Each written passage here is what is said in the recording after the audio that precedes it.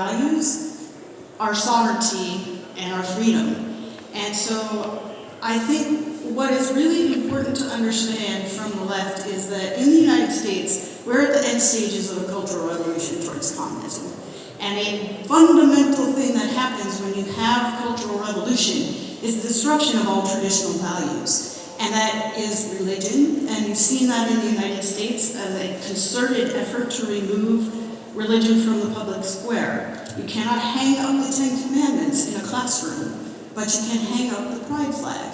And that sends a very strong message, and you may not have an American flag in that same classroom. It sends a very strong message about what is important. And what we are really facing is a battle for our minds and a battle for our souls. When someone can control the language you are allowed to use, it controls your thoughts and it begins to control your reality. When a patriot is a terrorist, the reality of patriotism is changed. So when we are allowing a person who was born as a male to call himself a woman, you are changing the reality of womanhood, and you are changing the way that individuals are allowed to think.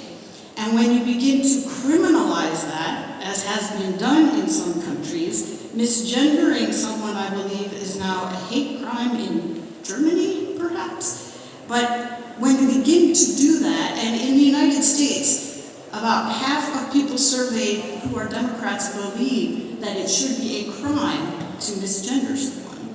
So while you begin to destroy these traditional values of religion and family, and you do that primarily in two ways. You do that with propaganda and censorship.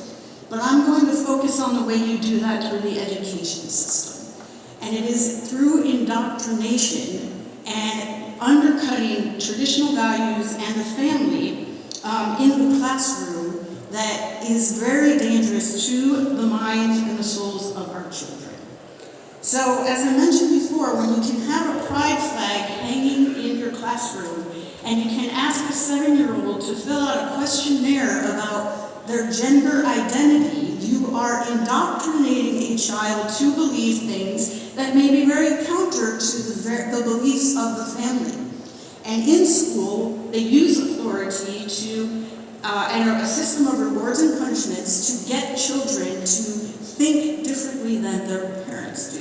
So in other words, if you believe, either because of science, that someone with an XX chromosome is always a woman and someone with an XY chromosome is always a man, or if you believe, I should say, because of your religious beliefs that there are only two genders, a man and a woman, and only a man and a woman should be married, but your child is told there are all these genders and they can be any gender they want to be, and they are rewarded socially for transitioning or being brave. You are separating the family, you're destroying the nuclear family unit, and you are undermining the values of the family. And this is done in ways that is extremely disturbing. I believe that we have been sexualizing children in a way that is extremely disturbing and undermines very basic values that conservatives and religious individuals have that come from God and from the Creator.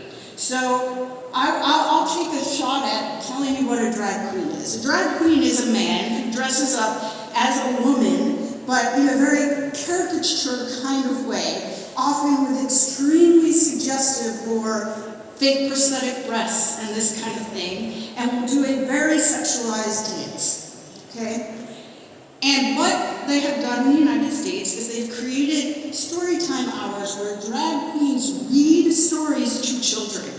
So this is indoctrinating children at a very young age, once again, exposing them to sexual content that I don't believe any child should be exposed to at a young age, and making it fun and exposing them to ideas that are very counter to the values of most traditional families and of religious and Christians. So when you schools in the United States will also transition a child socially behind their parents' back.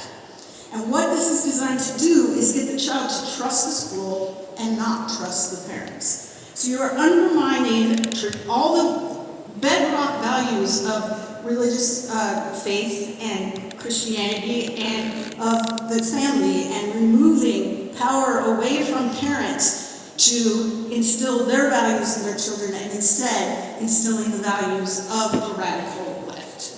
So it erases principles, it erases morality. And I think Ben Bergrum and the previous panel spoke about the attack physically on nations from the outside, and I believe this is the attack mentally and spiritually on our nations from the inside.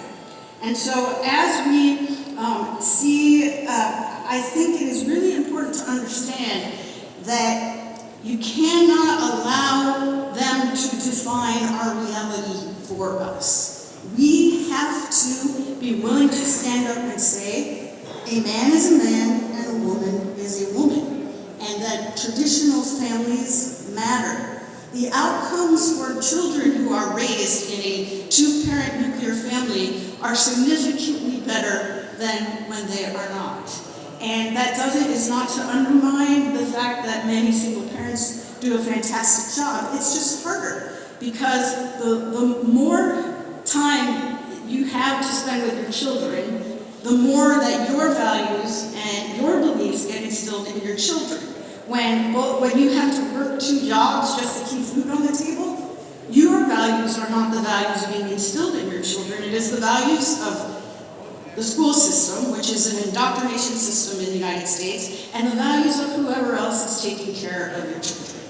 So when we think about protecting traditional values, it's extremely important, because the family unit and religious faith are two things that help stop communism. Because when you have belief in your family and you have a belief in the Creator and have a relationship with them, you do not see the state as the answer. You see the family unit and you see your faith as the answer.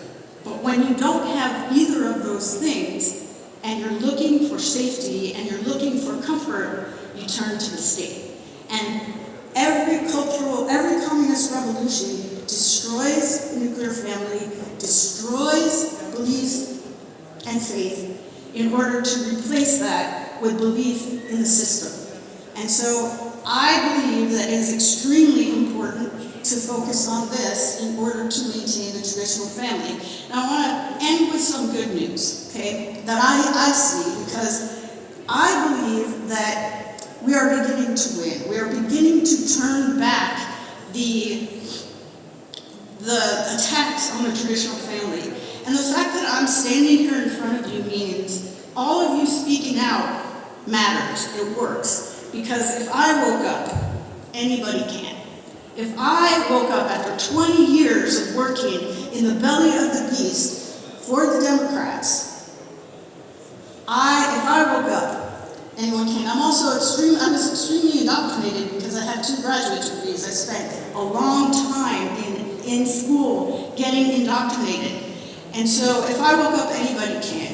And if people like Sharona Bishop, who you heard from yesterday, and Kimberly Fisher, who you will hear from on the next panel, are taking back schools at the school board level. They're saying, no, not anymore. You're not indoctrinating our children with this. And the more we do this, the more people will wake up. But we have to be brave, and we have to speak up, each and every one of us. Because every time they undermine our belief in an objective reality that a man is a man and a woman is a woman, or any other of those objective realities, it's another chip away from our traditional values and our ability to raise our children and create the future for our children that we want in America, in Europe, and around the world.